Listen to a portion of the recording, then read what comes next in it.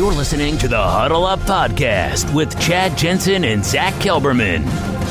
Join Broncos Country's deep divers at milehighhuddle.com and sound off. And now it's time to drop some knowledge. Welcome in, everybody, to the Huddle Up Podcast presented by Mile High Huddle and 24/7 Sports. I'm your host, Chad Jensen. With me is my co-host and partner in crime. He is your Denver Broncos reporter for 24/7 Sports. He is Zack Kelberman. Zack, here's the irony of where we sit today. This time last year, the Broncos were 3-5. Vance Joseph has been completely unable with his second chance to move the needle. Yeah, and the common denominator in the 2 years is the head coach and his staff. And today's game against the Chiefs, it was a same old, same old. It was the epitome of the season. It was the Broncos in a nutshell. The defense did enough for the most part, and the offense did not do enough for the most part. So the more things change, the more things stay the same. Absolutely, and we have a ton to get to. We're going to talk about Vance Joseph. We're going to share our takeaways from the game itself. We're going to talk about the trading block, the deadline that's coming up on Tuesday. But first, some quick matters of business. You guys make sure you're following the show on Twitter at HuddleUpPod. Also, if you haven't done so, take some time, leave a creative review, especially if you're listening on iTunes or Stitcher. But we always welcome your engagement, your reviews, your comments, whether it's iHeart, YouTube, Google Play, Spreaker, Spotify, you name it. Also, we got to say thank you to our sponsor of today's show, Audible. Go out, you guys, and get yourselves a free audiobook download and a 30-day free trial at audibletrial.com/huddleup. You get over 180,000 different titles that you can choose from, whether you're on an iPhone, Android, Kindle, or MP3 player. I use it every single day because I love to read, but I don't always have time to sit down and turn the pages on the books that I want to read. I can multitask. I can get these books under my belt while I'm doing other things, and you can too. So go to audibletrial.com/huddleup. Capitalize on the opportunity to get your first book free and a 30-day free trial. audibletrial.com/huddleup. Also, phenomenal way to support the show. Help Zach and I continue to bring you these episodes each and every week. Patronize our sponsors. We thank Audible for sponsoring the show. So, let's turn to one of our newer segments here to start this show. Instead of jumping right into the game, let's do orange-colored glasses. Now, there's an argument out there, and it occurred to me while I was writing the piece after the game that it's time for the Broncos to fire Vance Joseph. But there are some comments I received on social media that was kind of to the contrary. And that argument for a lot of fans out there, Zach, is that, look, the Broncos still have 8 games left to go. There's not exactly a no-brainer option for the team to turn to right now as an interim head coach. The team has nothing to lose by keeping Vance Joseph on staff until season's end. What's your response to that particular argument? Anyone who knows me on Facebook, on Twitter, on this podcast, they know I'm not a fan of Vance Joseph. I never really have been. He is not the right head coach for this football team. I've been pounding that table for at least the last year, if not longer than that. They have nothing to lose either by getting rid of him now. In fact, they have everything to gain. A morale boost within the team, within the fan base. Keeping him now just it victimizes the team and it enables them to keep losing and to keep going out and to keep committing boneheaded penalties and shooting themselves in the foot and turnovers and just costly in-game mistakes, and it stems from the head coach. I don't buy that argument for 1 second. They have to fire him as soon as possible. Might not be right now. It's in a tough spot. We talked about that off the show tonight. It's in a tough spot right now. It's not in their bye week just yet, but it's got to happen. It's a matter of when, not if. Keeping him through the season's end, what are you going to do? You're going to get a couple more wins and ruin your draft position. That's the only thing you're going to gain. They're going to get rid of him. Unless they go on a magical run and they go to the AFC Championship game, let's say, they're going to get rid of him. So do it now, rip the Band-Aid off, and begin the process of healing. Install Bill Musgrave, start to look to the offseason, who you want to get rid of, who you want to keep. We're going to talk about the fire sale in just a little bit here. Yep. There's a house cleaning coming to Denver, and it starts with the head coach and his coaching staff. It makes no sense to keep him around. I can see why they wouldn't do it now, but maybe in December, if they're a 3, 4, 5-win team and they're spiraling out of control, just get rid of him. Like Josh McDaniels, when they fired him. Yeah. You got to send the message that losing cannot be stood for. They got to hold someone accountable. And Elway gave him a chance last year. He brought him back and gave him a better talent level, gave him a better quarterback, had an easier schedule, and it's the same result. So I don't buy that argument for just a second. If it was up to me, I get rid of him as soon as I can. It's like I wrote after the game. There's a couple things to consider here, one of which is sending the message, right? Not just to the locker room and to the coaching staff, but really also you are more than dog whistling. You're sending a blatant message to your fan base that, look, we hear you. This is unacceptable even to us. And the other is that the optics of it. I mean, the longer this team continues to spiral out of control and fail on a week-to-week basis, the more it drags the franchise through the gutter. So the way to look at it now, it's not an easy thing to do to put yourself in the shoes of an NFL owner or even the brass right now calling the shots, but what would Pat Bowlen do? What would Pat Bowlen want in this moment if he was completely himself and he was able to, be the owner that he was for over 30 years? I don't think he would suffer this much longer. Now, it would be one thing if the Broncos were even one win better at the halfway point than they were last year, where the team could say, look, it's not a huge leap, but it's moderately better than where we were last year. But you're looking at 3-5 for the second consecutive year. John Elway slept on it. Said, all right, Vance, I'm going to give you one more swing at the plate here. And Vance Joseph, 8 games in, still 3-5. And they got there in different ways. Last year they started 3-1. This year they started 2-0 and then lost 4 in a row and 1-1. Now they've lost another one. So it's just no signs on the horizon that this thing is going to turn. And I understand that there's not exactly a no-brainer, but I've actually kind of changed my tune a little bit on that topic, Zach, because just a few weeks ago when we were talking about this on the heels of their 4th straight loss before the Cardinals game, we were talking about, look, what are you going to do? Before the season started, we thought, well, a good interim option, if in fact Vance Joseph needs to be fired this year, is Bill Musgrave. But then we've seen, we saw the offense kind of go off the rails. Clearly Musgrave struggling to get the most out of Case Keenum. Probably not a great idea to divert his attention away from the offense and have him suddenly juggle the duties and the day-to-day grind of what it takes to be an NFL coach. But why not just do it? I mean, if you're making those organizational changes, Bill Musgrave probably makes the most sense today, even more so than our guy Sean Kugler that's coaching the offensive guards. He's coached, head coach at the collegiate level, but Bill Musgrave's been in this league a long time. He's a very detail-oriented, very sharp, very intelligent guy. I think he could handle the interim job. And then you know what you do?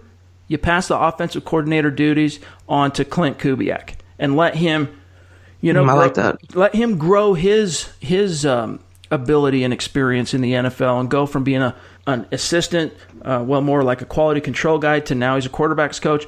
Or not, I guess he's assisting the quarterbacks, not quite a quarterback's coach. Even Mike Sullivan. Right. I mean, maybe Mike Sullivan, he slipped my mind. Maybe he would even be a guy that you could say, be the offensive coordinator. He had a lot of success coordinating the Bucs back in the day. He's coordinated Eli Manning and the Giants at times in his career. So the Broncos have some options, and I think at this point, if I had to make a bet today, Zach, I would guess that they're probably not going to fire Vance Joseph on Monday.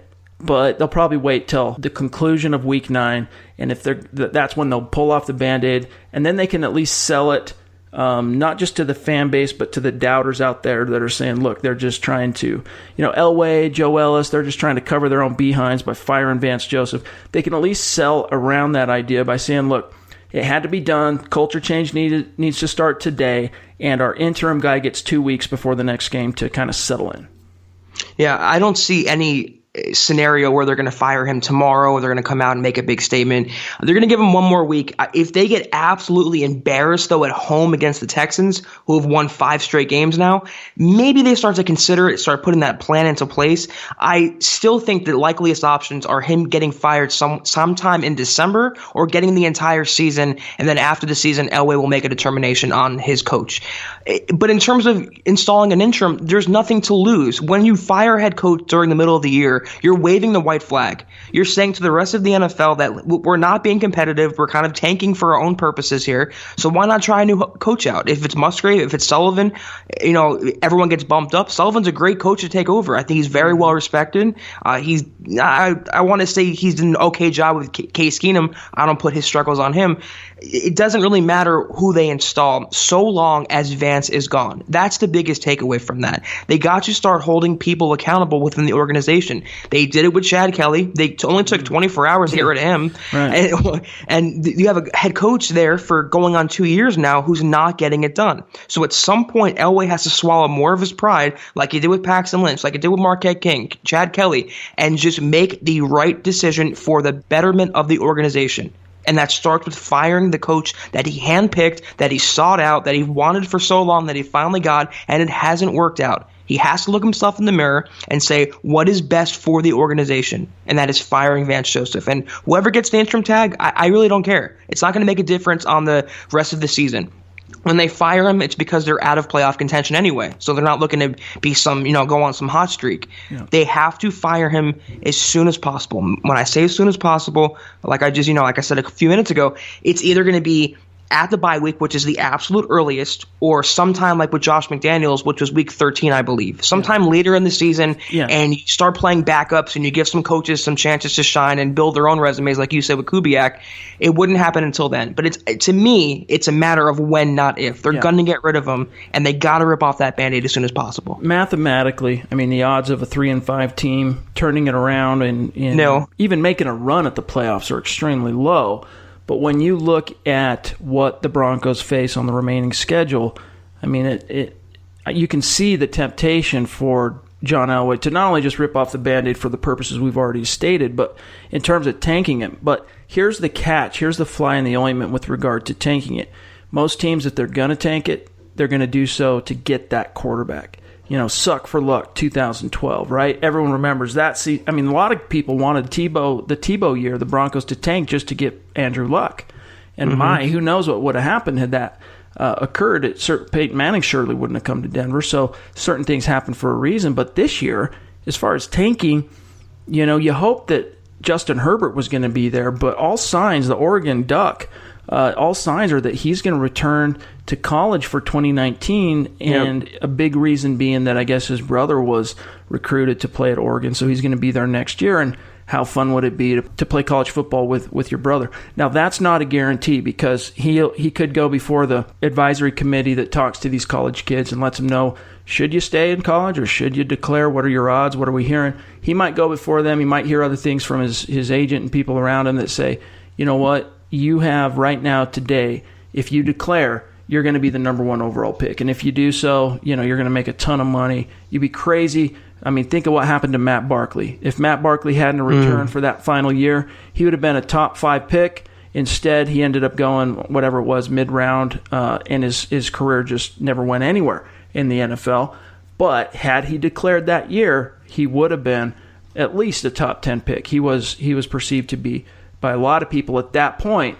That was before we knew a lot more about Matt Barkley than the same Matt Barkley we know today. He would have been the guy. So that's the problem, though, Zach, is like, if you tank, what are you tanking for? Because all the guys I'm talking to that know the draft like, the backside of their hand, they're not seeing that future franchise quarterback that's guaranteed to be there in this year's draft, aside from Herbert, who is at this point still up in the air. Yeah, that's a great point. There's no bona fide quarterback. That's why if they wanted one, they had to get one in the last draft class. They passed on 2 of them. They could have traded up potentially for another one.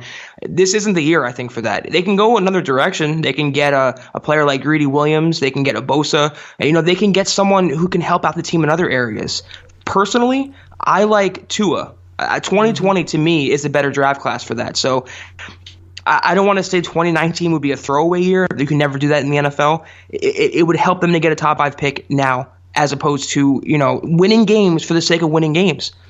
Like you saw last year, fans were still rooting for the Broncos to win, where all it would have done was helped Joseph's job security and hurt their draft stock. Fortunately, or unfortunately to some, they finished 5-11. They got the number 5 pick, and they got Bradley Chubb, who's turning into a superstar before our eyes. He's really blossoming. So it can never hurt to get a bona fide blue chip prospect. I don't advocate tanking per se because it's such a taboo word in sports and you can't really advise that, but it wouldn't necessarily be in the Broncos' worst interest if they were to lose more games than they win this year. That's all I'm saying. And if you want Joseph gone, and a large chunk of the fan base does, you have to hope the Broncos keep losing. The sooner they get rid of him is the sooner they're going to keep losing games. Whether they want to go all in for a quarterback in next year's draft, that's a decision that has to be made in the offseason. They want to know what they have to do with Case Keenum, who the coach is going to be, the new coaching staff. There's so many dominoes that have to fall before that, but that domino effect cannot get going until they fire Vance Joseph. And a lot of fans at this point, and we understand it, have a hard time getting excited about the notion of any other, Keenum being the quarterback next year or even finishing this year as a quarterback. A lot of people's hopes for the future, or at least the hopes of being excited about anything in the near future, died when Chad Kelly went out and got arrested and the Broncos subsequently cut him.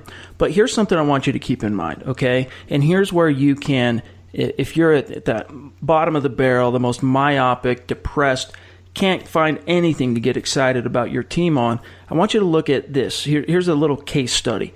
Back in 2016, the Rams go 4-9. They fire Jeff Fisher. At that point in time, okay, Jared Goff, now Case Keenum had been benched. Goff was the number one overall pick. He'd been inserted. He was just getting beat up and just ramrodded by every single opponent.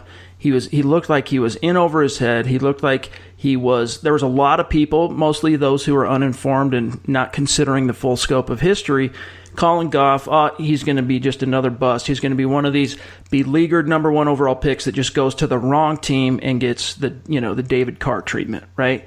But they made the culture change. They hired Sean McVay to come in, and if you look at the talent and the roster of the LA Rams in 2017 compared to 2016, it's almost exactly the same with only a few small tweaks on a foundational level, and including most of the role players. It was the same roster. It was the same personnel. But Sean McVay, the combination of his offensive innovation and Wade Phillips coming in to coach the defense, it provided such a culture change and a shot in the arm.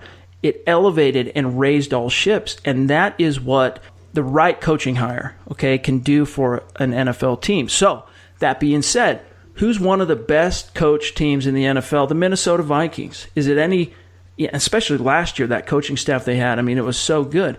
Was there any big surprise that Case Keenum managed to thrive in that scenario? So, it stands to reason that if you can get the right, now you're tied to Keenum next year whether you like it or not. No matter what other options are out there in the draft, even if you could get Justin Herbert, Keenum's going to be here in 2019.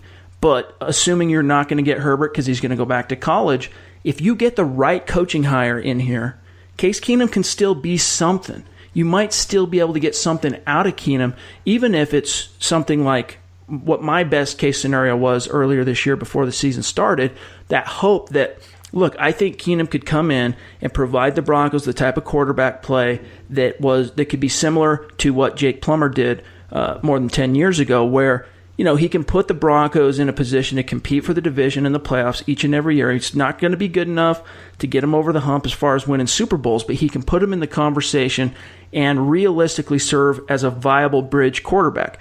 So far, he's completely underplayed that as a possibility.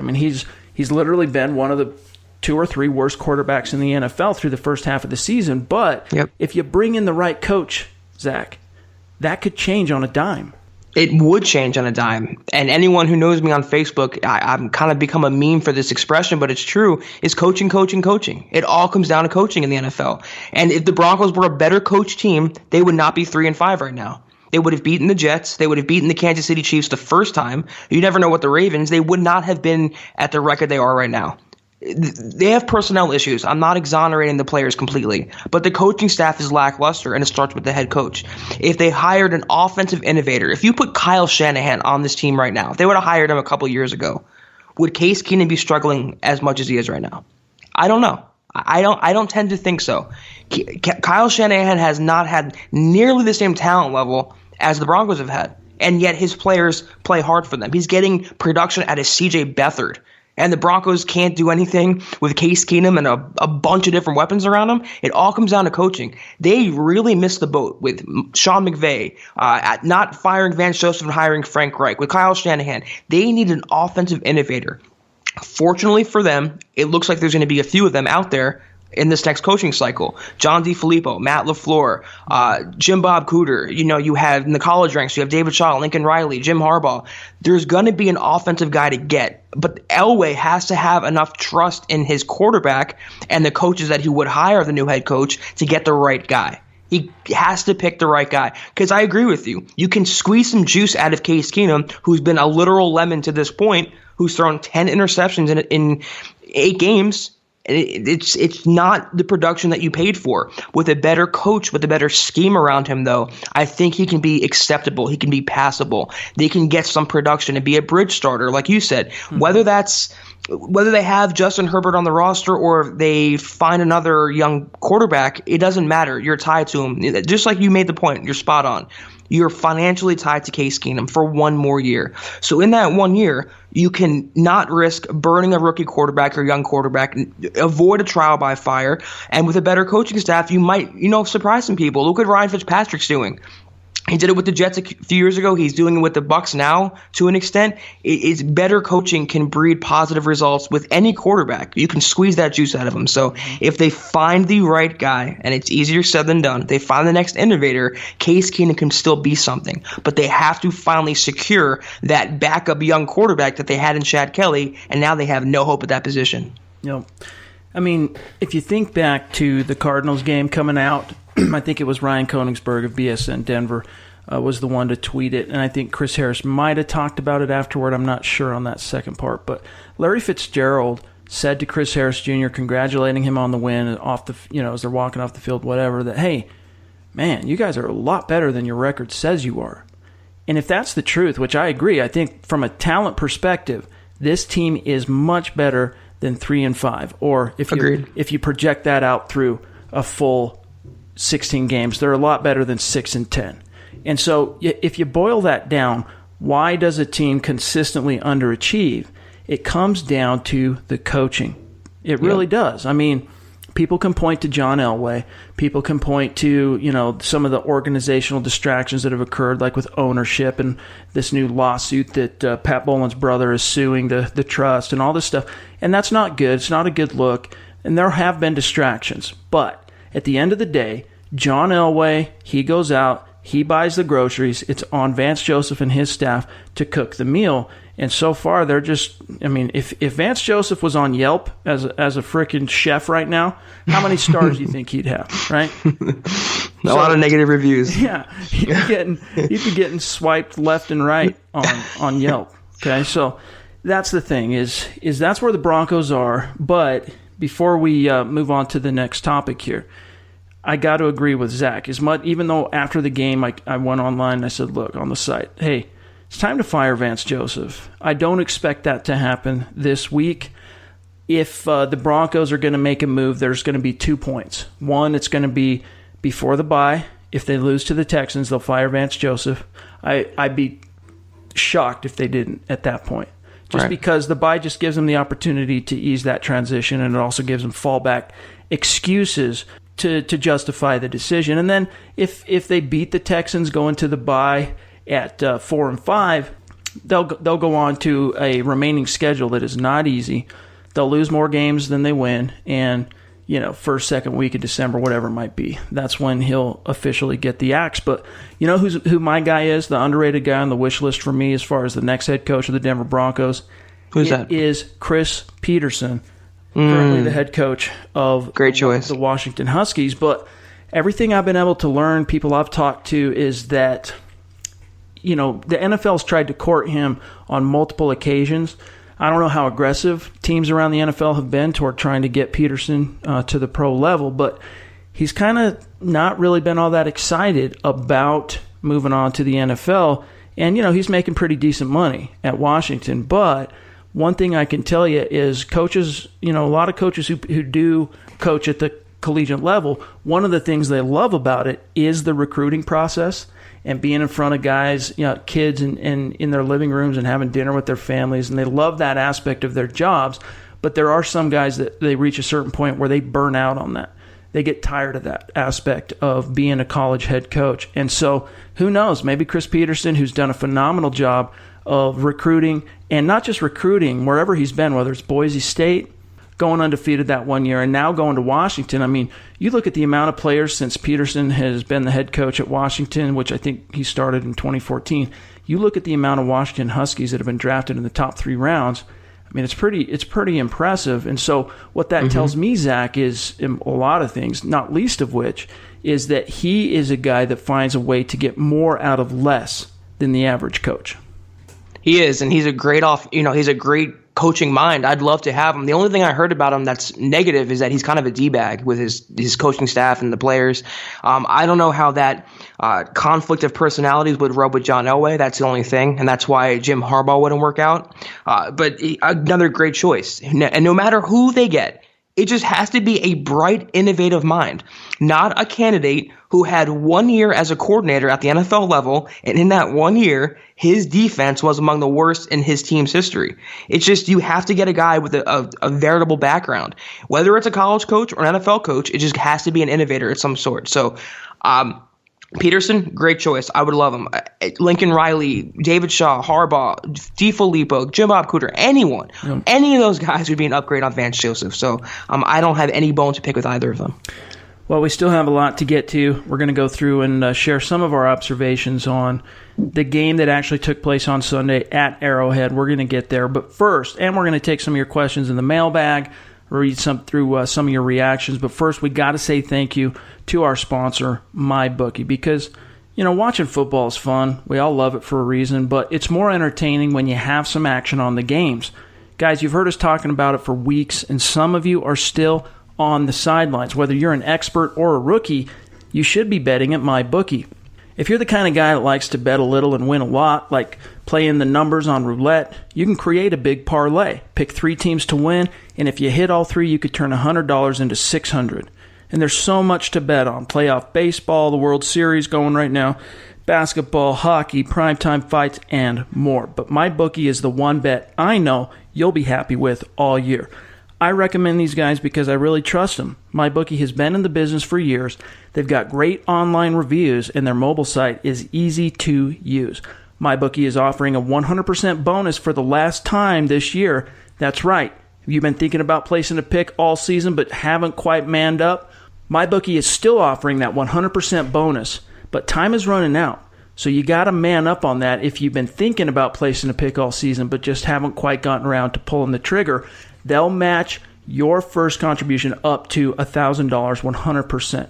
Also, make sure to follow @BetMyBookie on Twitter and Instagram. They personally respond to every mention in DM, not to mention that they've given away nearly $10,000 in free money to their followers this football season. You'll be the first to know as soon as new odds and props are posted. So log on to MyBookie right now. Don't miss out on your last opportunity to collect the industry's biggest bonus. Use promo code HUDDLE, and you'll get your first deposit matched 100%. That's promo code HUDDLE. You play, you win, you get paid. All right, so let's talk about the offense real quick, because just like a couple of other games on the road, actually, you know what? If you think about this Broncos team this year, every time they've gone on the road, they've gotten off to a good start. Even in Baltimore, they got off to a good start. The New York Jets, they got off to a good start. They dominated the Cardinals. And they got off to a really good start today against the Chiefs, got on the board. First 3 and out to start the game. Second possession, they marched down and get a touchdown. And it was looking good, but then in the second quarter, Zach, I mean, you want to talk about things just falling apart. The second quarter and the fourth quarter for Case Keenum and that Broncos offense was just ridiculously bad. It all fell apart for them on that third down run by Emmanuel Sanders, that trick play, which lost, I think, 6 yards, and they missed that field goal. And then after that, it changed the entire complexity of the game. And the Broncos still aren't good enough as a team, and especially on offense, to overcome those changes in momentum. They just aren't. They haven't done that. They start off hot every single week, like you said, great observation, and they wear down. They can't get it done in crunch time. And I don't want to keep pointing at the coaching staff and the coach's preparation. But, if a team was better prepared and then were adept at blocking out the noise and the trials and tribulations, they can overcome those things. But the cute play calling and the lapses in judgment, the in-game management, they're just not good enough from a talent standpoint, from a coaching standpoint to overcome that. And the offense just always goes into a shell. They always get too ahead of themselves. They run when they should pass. They pass when they should run. Case Keenum has no pocket presence whatsoever. He cannot feel a rush to save his life. He couldn't hit a simple slant. He'll have a couple good passes a game, but it's still the same old from him. He'll throw for 250 yards. He'll get a touchdown, throw an interception. It's not what the Broncos paid for. He's playing worse than a rookie quarterback. He still hasn't moved the needle at all. He's still the same QB as he was in week 1, week 2. And we made the excuses that, he needs time to learn the playbook and he needs time to gel with his teammates. That time is over now. It's week 8. He's shown what he is. When someone tells you who they are, you believe them. And Case Keenum has told them who he is, and that's a journeyman backup quarterback who had one good year, and he spun that good year into a massive payday. This is why he was passed up. This is why he's been around a bunch of different teams. They're not getting the Vikings Keenum. It's a great analogy we like to make every single week. They're getting the Rams or Texans Keenum. They're not getting a good return on their investment at all. So to me, it's a waste. And whatever he does the rest of the season, it cannot overwrite the lapses and mistakes he's made to this point. Throwing an interception every single game, interception on a flea flicker, I mean, come on. Yeah. I mean, it's with Keenum, he's been, he takes one step forward and then 2 or 3 steps back. I mean, even going back to the opener, the Broncos moved the ball all game long, 470 yards. I mean, that was great. And you could point to Case Keenum as being the impetus for them moving the ball the way they did. And even scoring the amount of points they did, I think that week was 27, but then 3 steps back with 3 interceptions. And that's been the story for him each and every week, and it was no different on Sunday. Now, granted, that sack fumble in which he lost the ball in the fourth quarter wasn't exactly his fault, but Keenum has been playing fast and loose with the football all season long. I mean, he was sacked earlier in the game and lost the ball before he was even hit. Fortunately, the Broncos recovered that one, but I mean, it's just more of the same. Seeing him bail out the backside of the pocket, which he even talked about at the podium after the game, is, I can't keep doing that, blah, blah, blah, got to look at the film. And then he talked a lot also about after the game, he pointed to the penalties as the biggest obstacle, in terms of the team shooting themselves in the foot. I beg to differ. I think Keenum's decision-making and inability at times to make a decision and fire the ball was the biggest thing that held this team back. Because, again, Agreed. We talk about the Broncos squandering this young talent. I mean, they started the season with 10 rookies on the 53-man roster, and that didn't count the first-year guys like Tim Patrick and Jake Butt to start the season. How many of those guys did you see come through today? You saw Phillip Lindsay, who should have had 150-plus yards rushing, right? But he had 2 of those. I think the Broncos had 3 20-plus yard plays called back, and I think 2 of them were Phillip Lindsay, but it might have been all 3. I can't remember off the top of my head. But anyway, he should have had 150 yards rushing, had a touchdown. Cortland Sutton, a couple of huge plays. They need to go to him way more than they are. Yes. Even Tim Patrick had that rush and then the touchdown to end the second quarter. I mean, just offensively, the Broncos are getting ridiculous production out of the youth on their roster, but they're not capitalizing on it. They're not. I mean, that should be the reason. That should be the tip of the spear and the impetus behind win after win for this team. But the trigger man, Zach, is the reason why. Because, I mean, you can point to the O-line. I'll tell you what. On that drive in which Max Garcia, well, I'm not sure if it was the same drive now, but you saw Connor McGovern get flagged for a ticky-tack holding foul. Or no, it was a push in the back, a block in the back that brought back a Phillip Lindsay rush of over 20 yards. Later on, Max Garcia's hold was kind of ticky-tack, if you ask me. I mean, again, you don't like pointing to the referees as the reason why a team loses, but every time it felt like in the second and fourth quarter, when the Broncos would start to build up some momentum, it's like the refs would step in and say, no, the Chiefs are supposed to win this game. Flag. Yeah.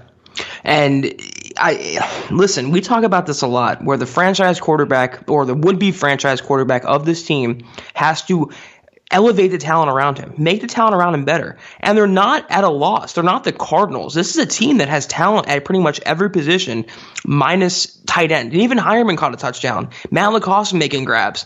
3 of the best receivers in the NFL, including a rookie sensation. 2 of the best running backs in the NFL, including one of the top 10 leading rushers, who's incredible in Philip Lindsay. A decent offensive line. I mean, there's no excuse for it. It comes down to Case Keenum as the leader of this team. And he sounds a lot like Vance Joseph to me. It's almost like an extension when he says, I want to look at the film. What's to look at? It's been 8 weeks of this now. You're not getting better. He is who he is. And the Broncos are trying so hard every single week to make him this thing and to make him this franchise quarterback. They had him drop back over 30 times today. He was sacked, I believe, 4 times. And a lot of those sacks, and he even admitted it, was because he held the ball. I watch him, and I'm astounded at his lack of presence in the pocket. He has no feel for the rush. This guy making $18 million a year. It's not a rookie quarterback. You have to know where the rush is coming from. Does Garrett Bowles do him any favors? No. Were the penalties extremely ticky-tack? Yes, including those Philip Lindsay runs, a couple other on defense. He's not getting any help from Billy Turner. Jared Veldheer being injured, the guard situation. But there's more talent than he should be producing with. And he had all the chips together at once before these injuries happened, and he still wasn't producing. So the common denominator is Case Keenum. And for me, 250 yards and a chunker always in garbage time, a touchdown and a pick every game, and a fumble every game, it doesn't do it for me. It's not $36 million, 25 guaranteed, 18 a year. That's not what they signed up for. Until that changes, he will go down as one of the worst quarterback signings or overall signings, I think, in Broncos history. Yeah, I mean, if Case Keenum were fired and just cut from the team tomorrow, he would be probably the biggest free agent bust in the history of the team. And it's a storied history, and they've signed a lot of guys, and there's been a few of them who haven't worked out that have been big disappointments. But Case Keenum up to this point has been one of the biggest disappointments all time. And, not to be the guy that's constantly going to bat here for Garrett Bowles, I think it was a couple weeks ago, I said I'm done defending the guy. But aside from that one boneheaded play that led to the strip sack, in which he was penalized and for holding and all that, like, Bowles actually played really well. That's 2 weeks in a row that I think Garrett Bowles played really solid football at left tackle. Now, today, this was the worst possible game Billy Turner could have picked to say, oh, let me remind you all I'm a backup that barely got signed on a 1-year deal here. But anyway, so you want to see Jared Veldheer back as soon as possible, but really, at the end of the day, this isn't a team that's going to be competing for the playoffs. They've already lost 5 games, and they have the full breadth, half their season left to go. But yeah, Case Keenum, he's got to elevate because you had some really phenomenal performances from the role players and studs. And one thing I'd like to see, I mean, as you pointed to, Keenum dropped back almost 40 times today. One thing I'd like to see is even Philip Lindsay. I liked that the Broncos, with Royce Freeman out in Week 8, they seem to have a more concerted effort to get Lindsay the ball. It was a career high in touches. He had over 18 rushes plus 3 receptions. He caught all 3 of his targets for 17 yards. So another day in which he's over 100 yards from scrimmage. I like that they showed a greater effort in terms of featuring him, but I still don't think it was enough. I still think, and you brought up that third down where they tried to get cute with Emmanuel Sanders on the jet sweep, and even after the game, Vance Joseph is talking about, the same guy who iced his own kicker in the second quarter is talking about, if that would have gone for 20 yards, we'd be talking about a different thing, blah, blah, but it didn't. Well, exactly, it didn't. In that moment, I get that Emmanuel Sanders is one of your better players, and in key situations, you want to get your best players the ball. So I understand that aspect of it, but you also have to think about down and distance. On 3rd and 2, what do you do in that scenario? You bring in your fullback, and you ISO block the snot out of the Chiefs with Philip Lindsay carrying the rock. More often than not, on a percentage basis, on 3rd and 2, you want high percentage plays. You need to convert. More often than not, Philip Lindsay's going to pick up those yards for you. Even at 190 pounds or whatever he is, he's going to find a way to pick up those tough yards. So it was a good step in the right direction for Bill Musgrave in terms of finding a way to feature Philip Lindsay. But I still think that Musgrave, and as you've talked a lot about it, they're fooling themselves in this idea they have of what Case Keenum should be. He's not that guy. Man, when I was ready to praise Bill Musgrave for committing to the run and having some sort of identity, he comes out and tries to get too cute, and that jet sweep was a ridiculous call. His red zone play calling, except for maybe the touchdown to Hireman, he had a third and goal draw to Devontae Booker. His play calling to me still leaves so much to be desired. I am not at all impressed with Bill Musgrave, and you can't put it all on Case Keenum either. Why not dial up more deep balls to Courtland Sutton? Why not just run the hell out of Philip Lindsay until you can't run him anymore?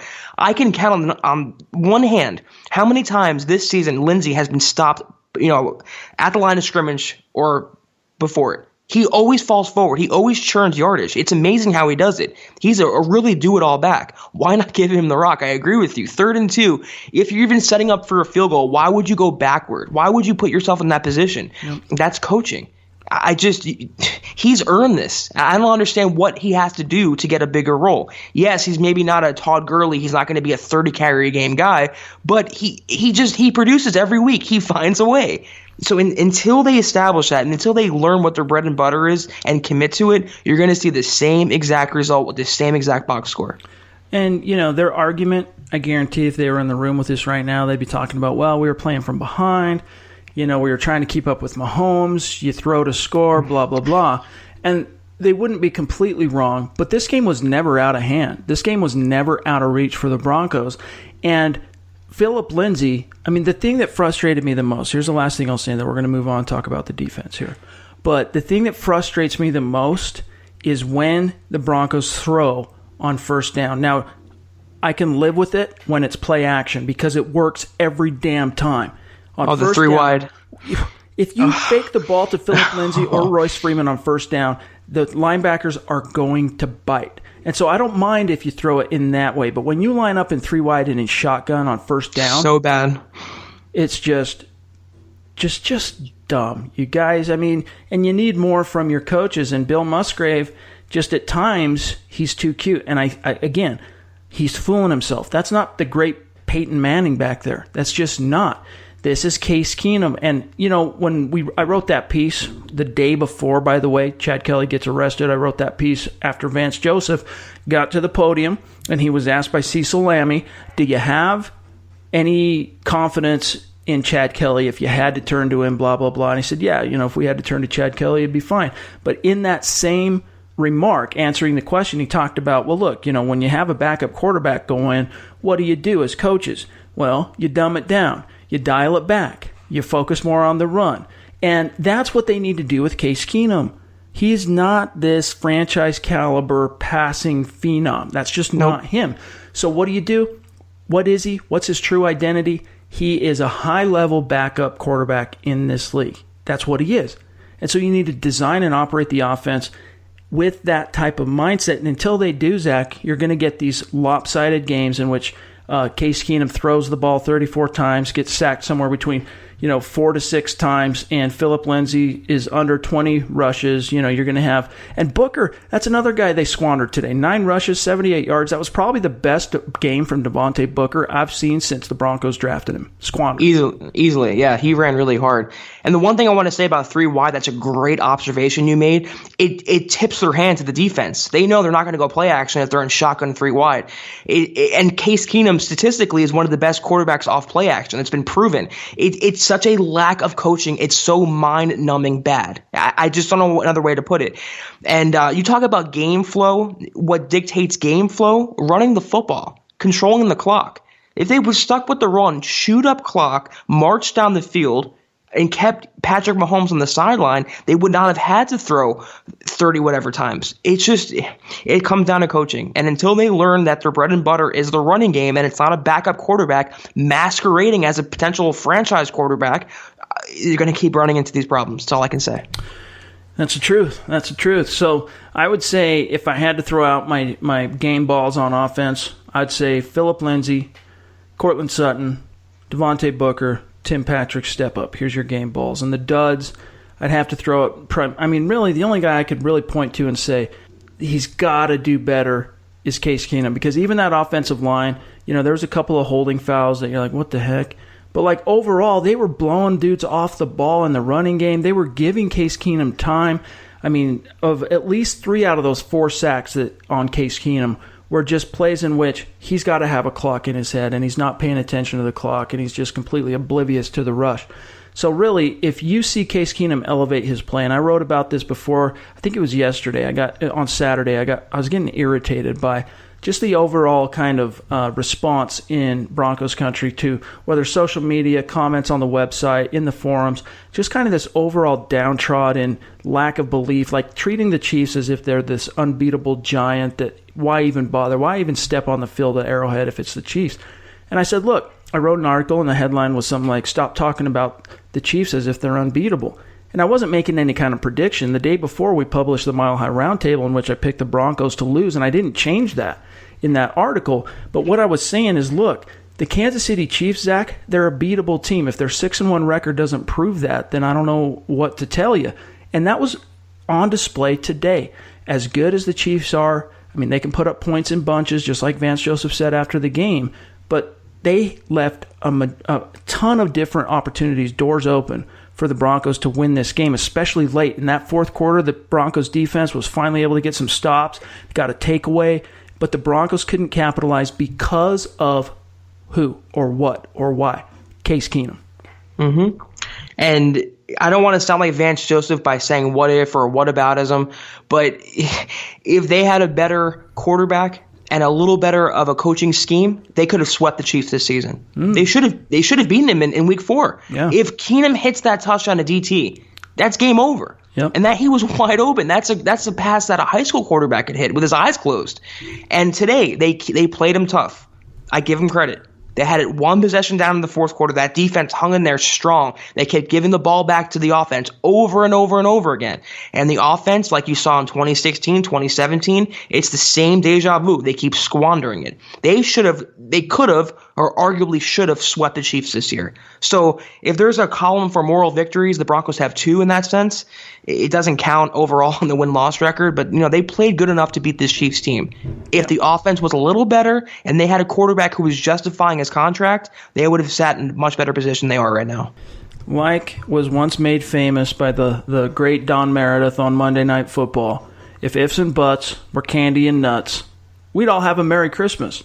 There's so many turning points for the Broncos that could have gone a different way, but just lack of execution and you just wish you could go back in time. But I think we've kind of flogged that horse to death at this point. Let's move on and talk about the defense. Von Miller, Bradley Chubb, they started out with a bang, and I think from a scheme perspective, at least up front, Joe Woods did a good job of kind of walking that line of trying to find ways to put pressure on Patrick Mahomes while also trying to keep him in place inside the pocket. I'll tell you what, they did a heck of a lot better job at it this game than they did the previous game. And Von Miller, Bradley Chubb, they were able to combine for a single sack on Patrick Mahomes, a half sack each. The Broncos ended up getting him to the ground twice. So that's better than they did the game before. But overall, you still saw a lot of lapses and breakdowns in the secondary. Obviously, the Chiefs, they studied their film. They could see the writing on the wall with regard to Bradley Roby. And Zach, they were going after him early and often. I don't think there's one area of the defense today that they did anything that was overly good. They were okay in some spurts and meh in some spurts and bad in some spurts.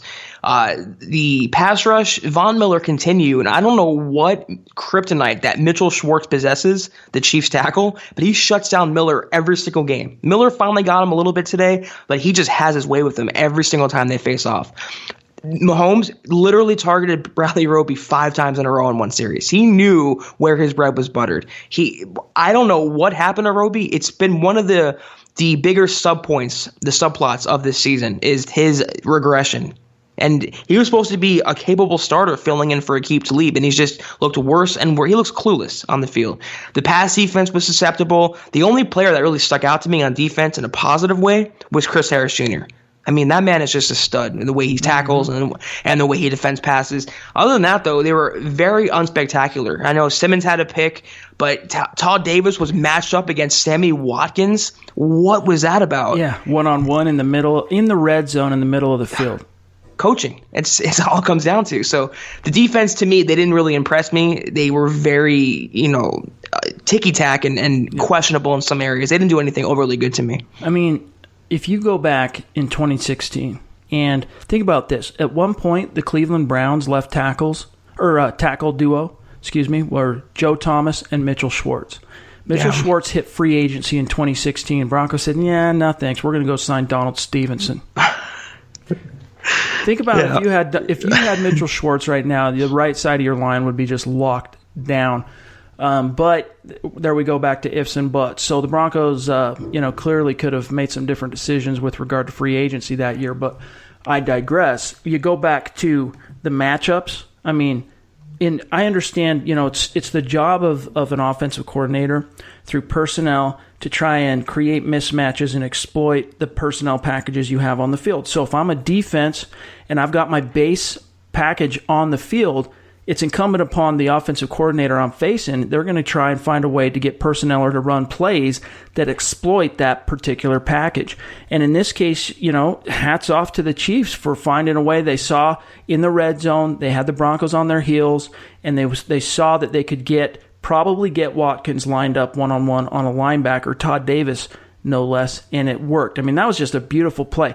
I'd like to see some kind of innovation and just savvy in-game tactical calls like that from Bill Musgrave, because, I mean, that was a coach who's not just saying, here's a really creative play we've been practicing, let's run it and see what happens.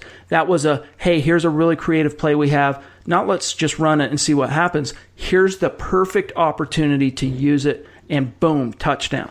I mean, and even Von Miller after the game, he's tipping his hat to Mitchell Schwartz, talking about how Eric Fisher and Mitchell Schwartz are probably the two best tackles in the NFL as far as a duo. And then he talked about how well the Chiefs are coached. You can't argue with him. And it just shows you the difference between a team that is always coming up short like the Broncos, hanging tough against the two best teams in the league now. They've lost to the Rams and the Chiefs twice by a combined 14 points. But, close but no cigar. That's not the motto the Denver Broncos want to be known for, which is why changes need to come sooner rather than later. The Broncos also passed on Andrew Whitworth, too, at tackle, and they signed Donald Stevenson and Menelik Watson. So that's a hit on John Elway's record. But in terms of coaching, I talked about this on the podcast after the first Chiefs game. Andy Reid's offense, say what you want about his clock management, his playoff record, his offense is so well run and so fun to watch, just from an NFL fan standpoint. It's just so creative, and he never shows you the same look twice. He always isolates matchups and gets the one-on-ones that he wants. It's Andy Reid versus Vance Joseph is such a mismatch. It's not even funny. And you saw that again. And they had Todd Davis on Sammy Watkins. On the Travis Kelce touchdown, they had Bradley Roby match up one-on-one. No help, no over the top, one-on-one. And they had Roby playing a cushion. I mean, it's coaching. Yep. So until the Broncos find their own head coach, and they might just cherry-pick Dave Topp from that staff, they are going to continue to be, I think, swept or at least defeated by the Chiefs every year.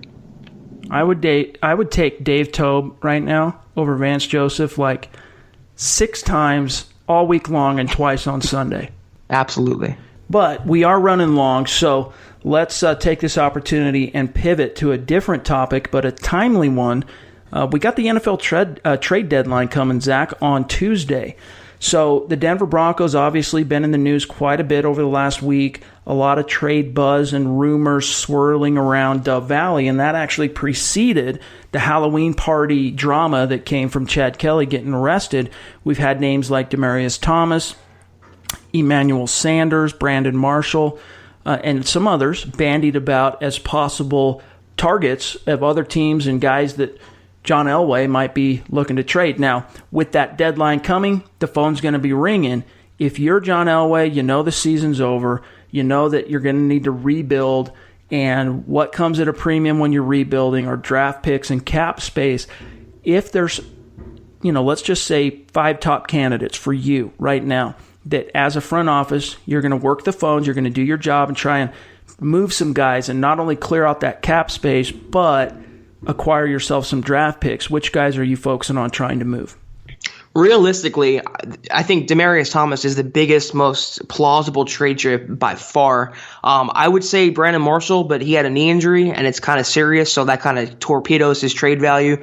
Bradley Roby, I don't know if it's possible because they don't have anyone behind him, but that's another guy. Shane Ray, Shaquille Barrett, they're going to be free agents in 2019, so might as well try to get some compensation for them. And maybe an offensive lineman, perhaps Matt Paradis or Max Garcia. I don't know what you get for Max Garcia. Maybe a bag of Doritos.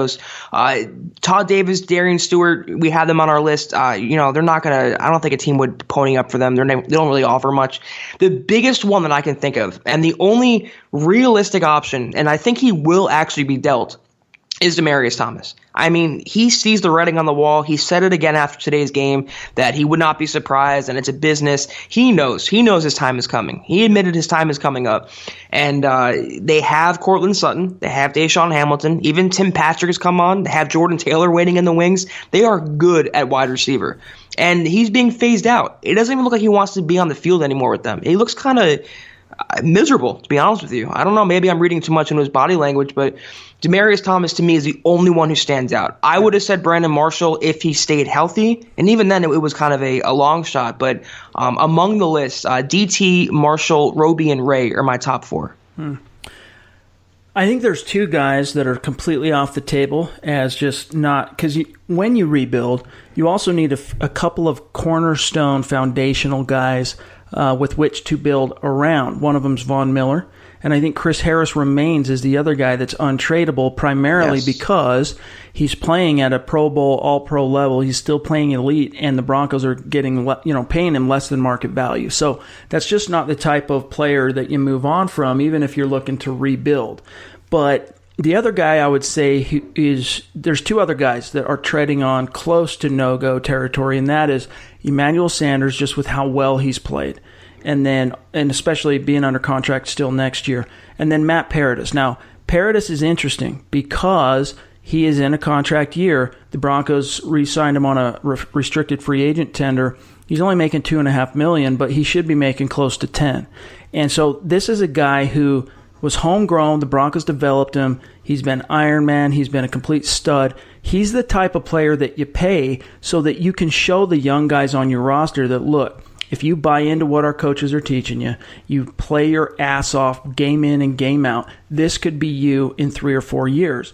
You need that type of an example because Von Miller's a superstar, but you need that guy taken in the 4th, 5th, 6th round, in Paradis' case 6th round, that goes on to net a massive second contract from his original team. And Chris Harris, he's a guy that's like that as well, so you would have that if you ended up dealing Paradis. You could still point to a guy like Harris as a success story on the roster. But I think you piss off a lot of people if you dealt Matt Paradis right now in terms of that locker room. Some guys would be disappointed because he is just such a warrior. He still plays amongst the best at his position. So I think you want to hold on to him. And I'm with you, though. Demaryius Thomas, I mean, he's a guy that it's surprising me, actually, how much he's talking about it. Like, it surprises me that when he gets these questions, and you understand guys are going to get these questions at the podium. Like Chris Harris was even asked, hey, we heard your name in a report as a possible trade target. He's like, oh, really? Were you surprised by that? Oh, yeah, I kind of was surprised. Yeah, that surprises me. But, like, he didn't care at all. He didn't bat an eye. Demaryius Thomas, Zach, it's kind of interesting to me that he's actually talking about it as if it's a real possibility, which tells me he might have been brought in and said something like, hey, just so you know, DT, we're taking a look at maybe trading you. You're going to hear some things probably. We're putting it out there. So, we'll see what happens. We want you to go to somewhere you want to go. You're, future Ring of Famer. Wouldn't surprise me. I'm not saying that's happened. I haven't been told that by anybody, but it wouldn't surprise me. He claimed after the game that no one from the Broncos have discussed the trade rumors with him. He's only heard from his agent. That isn't really worth much, though. I don't think he's going to admit anything anyway. Neither would Vance Joseph or John Elway. No. The thing was, I think they didn't trade him during the week. We saw some NFL trades before the deadline, well before. And the only reason they didn't make a move, they wanted to see how this game would play out. If they would have won and got back to 500, they could have been buyers if for a potential playoff run, per se. If they lost, which they did, now I think they're sellers. They want to unload. They know that DT and a couple other these players that we mentioned, they're going to be gone next year anyway, so might as well try to get something for them while they still can and clear his salary off the books. They can get quite a bit of cap savings by trading DT or cutting him eventually. So that's why I think he's gone, and he knows it. I don't know if he's been briefed like we just discussed, or he just sees the writing on the wall, reads between the lines. His time is up. He's highly paid. He's aging. He's being passed up by Cortland Sutton. He's dealt with some injuries in the past. It's everyone has their time, and I think this is DT's time. So I would look for that to happen this week. That's right. Well, we are running long, so let's jump to the mailbag before we get out of here, because each and every week, Zach and I relish the opportunity to serve as your football priest, to offer that absolution and the answers to your burning Broncos questions. And coming out of a disappointing loss like this, in which, the mortality of the season is laid bare, sometimes you got to exercise your demons, and we're here to help you do that.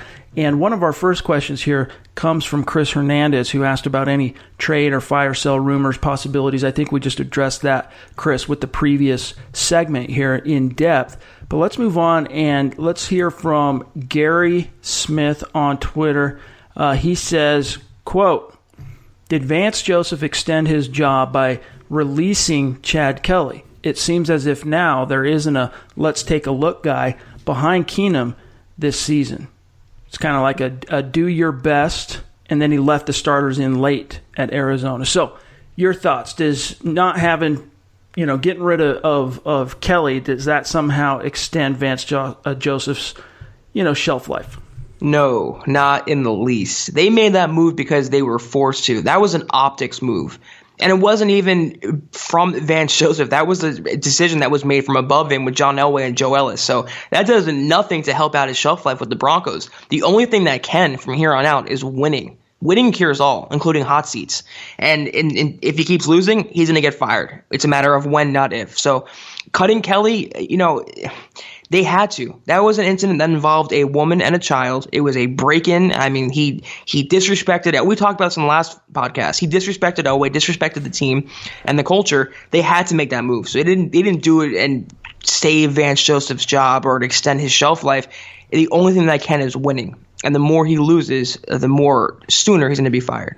Yep. I mean, most of the questions today are actually about Vance Joseph, his shelf life. When are the Broncos going to move on? When are the Broncos going to fire him? And I think we've addressed that pretty much in depth. I mean, the best case scenario of the Broncos moving on from Vance Joseph. So guys like Dylan and Alex and other guys on Twitter, we hear you. I think we fairly addressed that. But I think the soonest the Broncos will move on is if they lose to the Texans after Week 9. But, yep. I mean, you kind of got to traditionally circle December as probably the time in which they'll rip off the Band-Aid and then kind of roll the dice on the last 2 or 3 weeks of the season and start searching for that next guy. But I can tell you right now, the search has begun. And for those of you who are curious, on the website right now, go to milehighhuddle.com. You'll see the top coaching candidates that are out there. And for me, again, it comes down to Chris Peterson at Washington and then John DeFilippo, who is currently the offensive coordinator of the Minnesota Vikings. So keep an eye on that. You can go through and learn a little bit about each of the top candidates. I think we've got 15 or 16 guys listed. Now, here's another question, Zach, from Dion Hicks. Do you guys believe this team can turn it around? And how can we prevent all these holding calls? I mean, turn it around is subjective. Turn it around to what? A playoff berth, a winning record, just some competent offensive play? That question needs a follow-up. Do they have the talent to win? Absolutely. And I agree with Larry Fitzgerald, his take when he said the Broncos aren't as bad as the record indicates. They should be a 4, 5, 6 win team, but they're not. So they can turn it around. They have the horses, pun intended, to turn it around.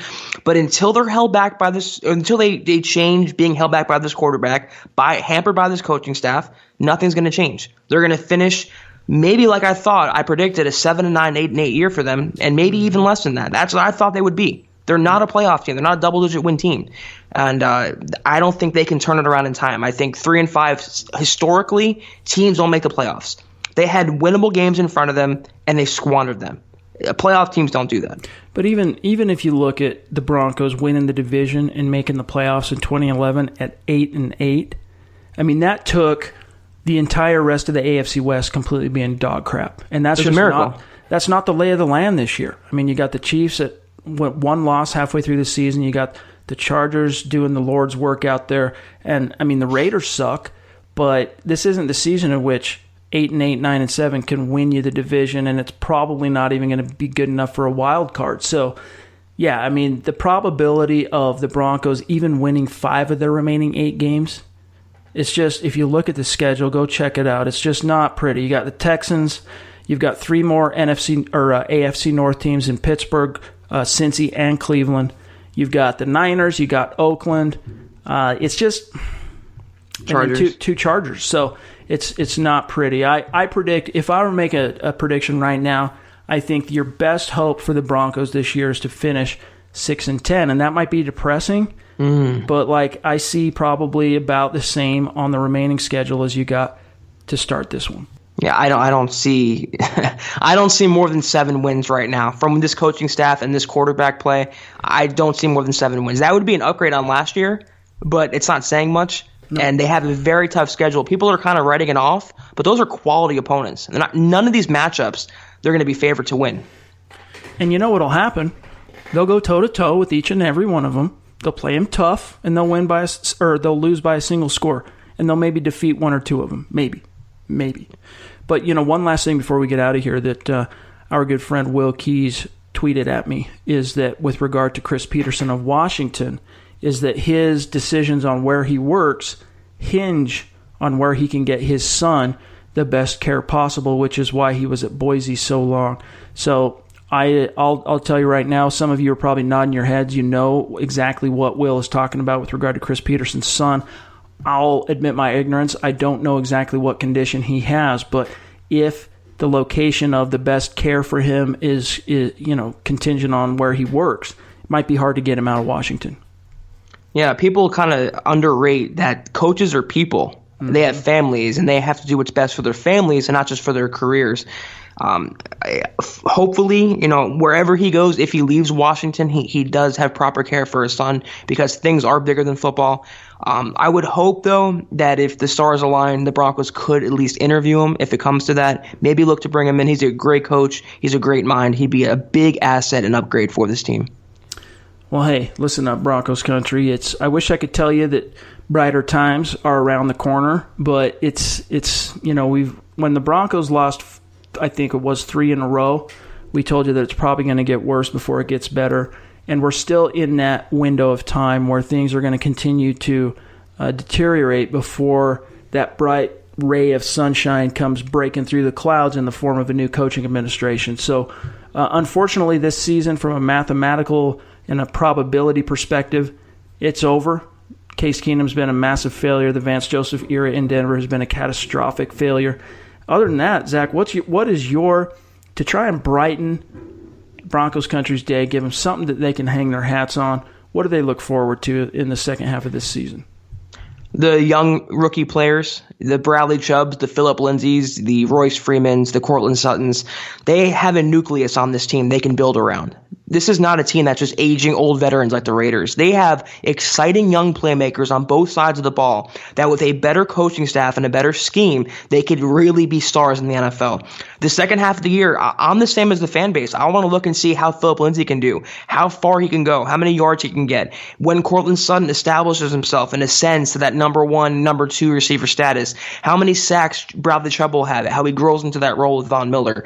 Those are the exciting parts of this team. John Elway, for all his faults, he did a masterful job with his draft class and his rookie signings this year. He set the table for years to come. He built a nucleus. That's the only thing you're going to take out of the season, if there's a positive, it's the fact they have young, budding superstars on this team, and that's always exciting. There you go. They got a new team core. That's something we've been telling you since that draft was in the books, that new class, and it's something to hang your hat on. There's just a few ingredients missing, namely the coaching staff and the quarterback. You got to find the right quarterback, and really you got to find the right quarterback and head coach duo. It needs to be something symbiotic and something that works hand in hand, and that's just not easy to do in today's NFL. So that's a tall task, but it's something that John Elway and Gary Kubiak and Joe Ellis and all those guys that are making decisions at Dove Valley get paid the big bucks to do. But that's going to do it for today's Gut Reaction, this episode of the Huddle Up Podcast, which is number 180 in the show's history. So big thanks and props to all you guys for listening. It's been a phenomenal, successful year of podcasting. We're already over 500,000 downloads and the season's not even over. So Zach and I give big props to you guys. Thank you for listening. Thank you you for guys. sticking. Yeah, I mean, it's not been a successful season, right? It's been filled with a lot of lows, some highs, but a lot of lows. So we're glad that you still stick with us, keep it with us. We're going to always try and help you make sense of this thing, deep dive, and find the good things in which to help elevate you and lift you, things that you can rely on and look forward to. And Zach said it. You got a great young team core, so that's what you got to focus on. And who knows? All bets are off when it comes to the NFL. There's still that glimmer of possibility the Broncos could make the playoffs, so you can still hope. We just know from a mathematical perspective and viewing it through the scope of history, it's extremely unlikely. And then you can also look forward to, you guys, a head coaching change being made and what that could bring and spell. And we're going to be here both on the podcast and on the website to bring you all the latest, all the analysis, all the news, all the buzz, and of course, anything we pick up along the way from our contacts and sources around the league. But that's going to do it for today. You can find my partner, Zack Kelberman, on Twitter, at Kelberman247, myself, at Chad and Jensen. Make sure you're subscribing. Make sure you take some time to leave a review, rate the show, and help us out along the way. For Zack Kelberman, I'm Chad Jensen. We'll talk to you soon. You've been listening to the Huddle Up Podcast. Join Broncos Country's deep divers at milehighhuddle.com to keep the conversation going.